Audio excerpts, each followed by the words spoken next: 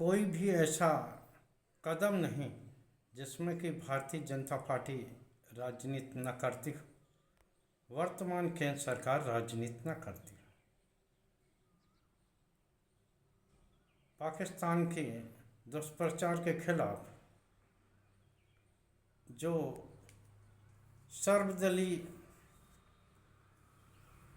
सांसदों का प्रतिनिधिमंडल जो यूएनएससी देशों के विभिन्न जगहों पर घूमकर अपने देश का पक्ष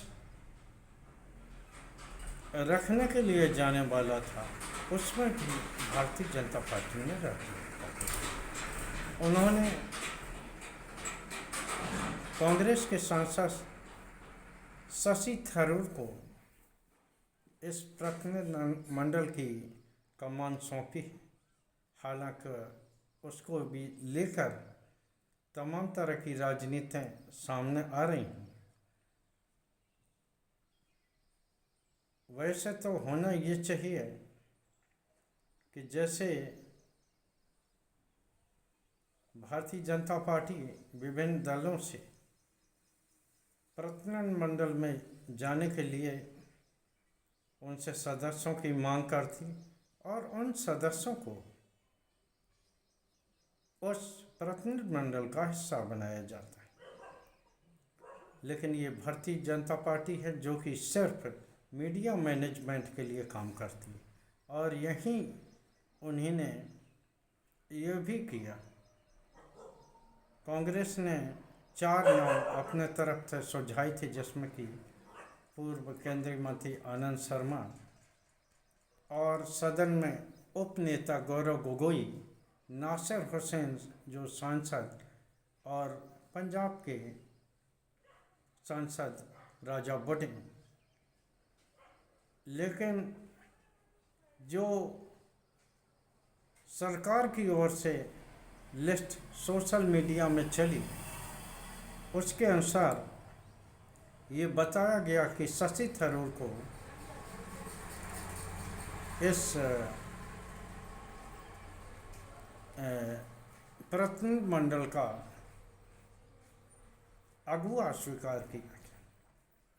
वैसे अगर सरकार को अपने ओर से ही तय करना था तो दलों से नाम मांगने की आखिर जरूरत क्या थी। जो सोशल मीडिया में समय चल रहा उसके अनुसार शशि थरूर होंगे भारतीय जनता पार्टी के पूर्व केंद्रीय मंत्री, बिहार से जो ताल्लुक़ रखते हैं,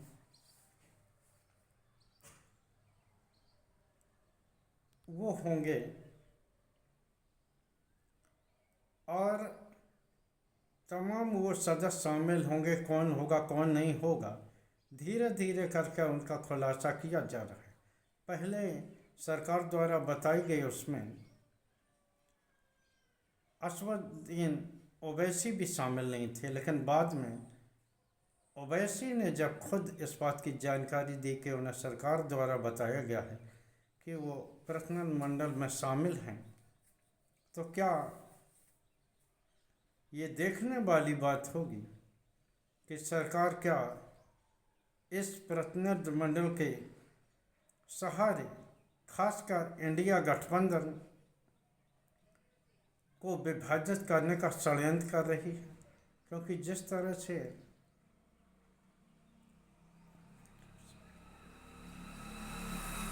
वो महाराष्ट्र से एनसीपी शरद पवार की सुप्रिया सुले और शिवसेना शिंदे गुट के उनके सुपुत्र सांसद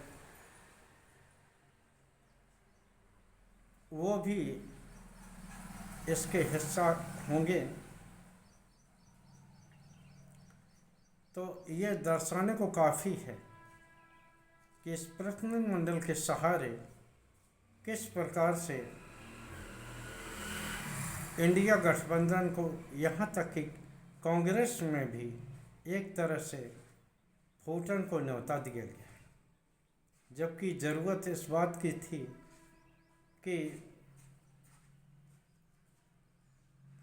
देश के सांसद विभिन्न दलों के विभिन्न विदेशी धरती पर जाकर भारत का पक्ष मजबूती के साथ रखेंगे और पाकिस्तान के दुष्प्रचार की काट वो विश्व बिरादरी के समक्ष रखेंगे। लेकिन जिस तरह से वर्तमान सरकार कांग्रेस, जो कि कांग्रेस मुक्त उनका नारा है, किस प्रकार कांग्रेस को विभाजित करना चाहती है, कांग्रेस ने जो नाम दिए उनको शामिल न करके शशि थरूर को, हालांकि शशि थरूर कांग्रेस के ही सांसद हैं, लेकिन आखिर सरकार कांग्रेस के न बताए नाम को शामिल करके क्या दिखाना चाहती है। और इसी प्रकार जो प्रतिनिधिमंडल है उसमें भी इस बात का कोई ख्याल नहीं रखा गया है, क्योंकि सपा और टीएमसी जैसे दल इस प्रतिनिधिमंडल का हिस्सा नहीं है। हालांकि ये कहा जा सकता है कि ये दल क्षेत्रीय दल हैं, तो वहाँ ये भी सवाल होगा कि महाराष्ट्र से आने वाले जो दल हैं ये क्या कोई राष्ट्रीय दल हैं। तो इस प्रकार हम सभी ने देखा कि इस आपदा काल में भी किस प्रकार केंद्र सरकार ने अवसर ढूंढा है। और दूसरी ओर एक विदेश मंत्री का वो बयान भी सोशल मीडिया में काफ़ी चर्चित है, जिसको लेकर कांग्रेस ने सवाल खड़े किए। सोशल मीडिया पर या विभिन्न चैनलों में दिए गए बयान के आधार पर ये वीडियो के अनुसार ये साबित हो रहा है कि ऑपरेशन सिंदूर करने से पहले पाकिस्तान को विदेश मंत्री ने इस बात की सूचना दे दी थी कि वो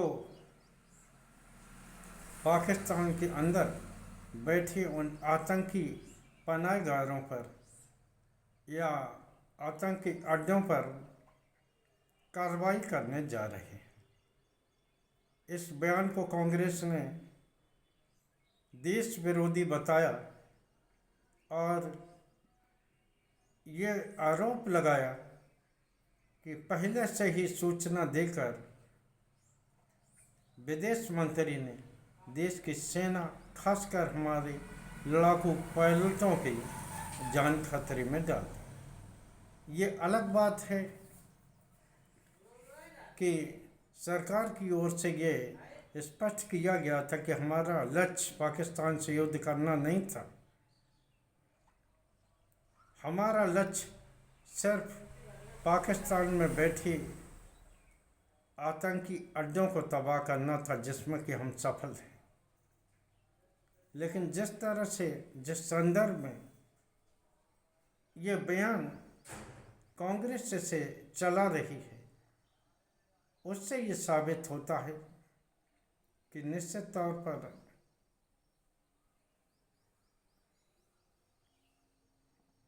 कहीं न कहीं भले ही राजनीतिक बस हो, देश से चूक तो हुई है।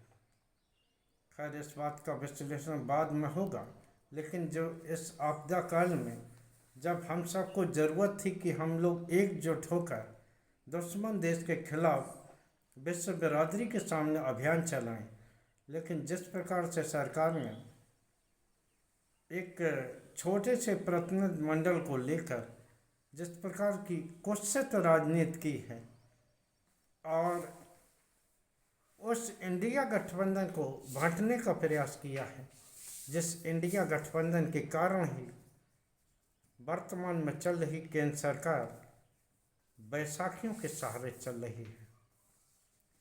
और वो भी बैसाखी ऐसे हैं कि जिनका ये भरोसा नहीं है कि वो कब तक सरकार के साथ रहते हैं या नहीं रहते।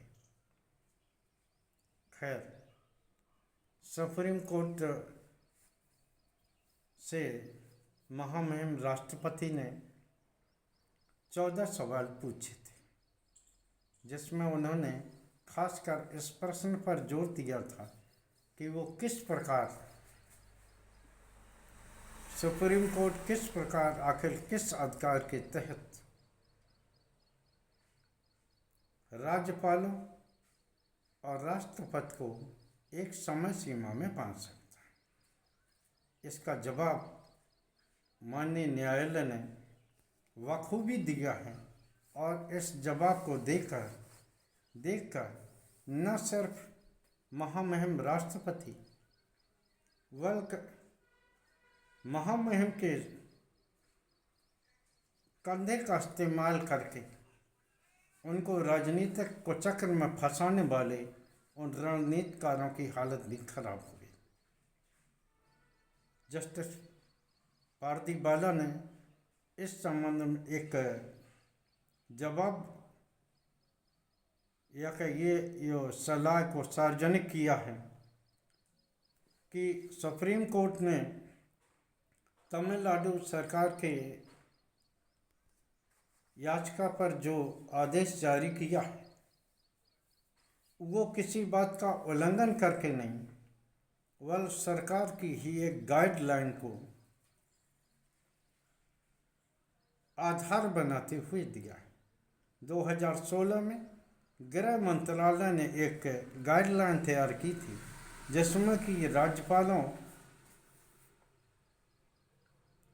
यहाँ तक कि राष्ट्रपति के यहाँ से पारित होने के बाद की समय सीमा निर्धारित की गई थी, जो कि राज्यपाल के लिए 1 माह और राष्ट्रपति के यहाँ से लौटकर पारित होने वाले आदेश के बावजूद 3 माह की थी।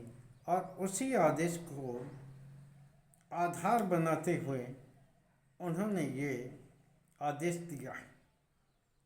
जस्टिस ने ये कहा कि उन्होंने कुछ भी ऐसा काम नहीं किया जो कि असंवैधानिक हो। उन्होंने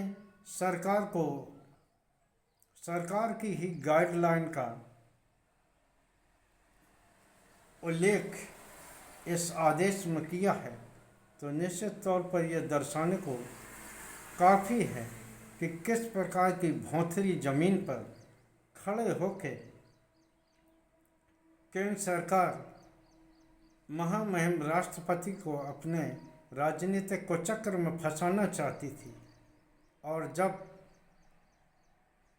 सुप्रीम कोर्ट के अनुसार ये बता दिया गया कि वो गृह मंत्रालय का ही एक आदेश है, तो ये देखकर न सिर्फ महामहिम भौचक हैं, बल्कि देश के सर्वा प्रधानमंत्री मोदी और गृह मंत्री अमित शाह को भी अपनी रणनीति तय करने में एक झटका सा लगा है, ऐसा लगता है।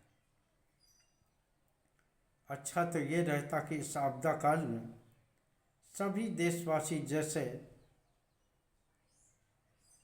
सेना और देश के साथ खड़े हुए, सरकार के साथ खड़े हुए, सरकार को भी यह चाहना था कि वो निश्चित तौर पर उसी भावना का पालन करते हुए अपने कामकाज को करती। लेकिन कहते हैं ना, ऑपरेशन सिंदूर के बाद किस प्रकार उसका राजनीतिक लाभ लिया जाए, उसको लेकर भारतीय जनता पार्टी तिरंगा यात्रा निकाल रही है। और जब इस बात की ज़रूरत थी कि विश्व बिरादरी के सामने हम लोग एकजुट होकर वहाँ पहुँचे और विश्व बिरादरी के सामने पाकिस्तान की हरकतों का खुलासा करें, वहाँ भी केंद्र सरकार किस प्रकार इंडिया गठबंधन को एक राजनीतिक उद्देश्य के कारण विभाजित कर रही है, ताकि इंडिया गठबंधन में फूट पड़े और इस फूट का लाभ आगे चलकर सत्ताधारी दल को मिले। आज का ये वीडियो काफ़ी लंबा हो गया है, लेकिन तब भी हम आप लोगों से निवेदन करेंगे कि आप इस वीडियो को पूरा देखें और कमेंट करके हमारे इस वीडियो को, हमारी इस मेहनत के बारे में आप बताएं भी। क्या इस आपदा काल में वर्तमान सरकार जो राजनीति कर रही है, क्या यह उचित है? सेना पर जिस तरह के सवाल सत्ताधारी दल के लोगों द्वारा खड़े किए गए हैं, क्या यह उचित है? ये सभी प्रश्नों के उत्तर आप लोगों के छोड़ते हुए हम आज का ब्लॉग यहीं ख़त्म करना चाहते हैं। कल फिर किसी मुद्दे के साथ आपके समक्ष आएंगे। जय हिंद, जय भारत।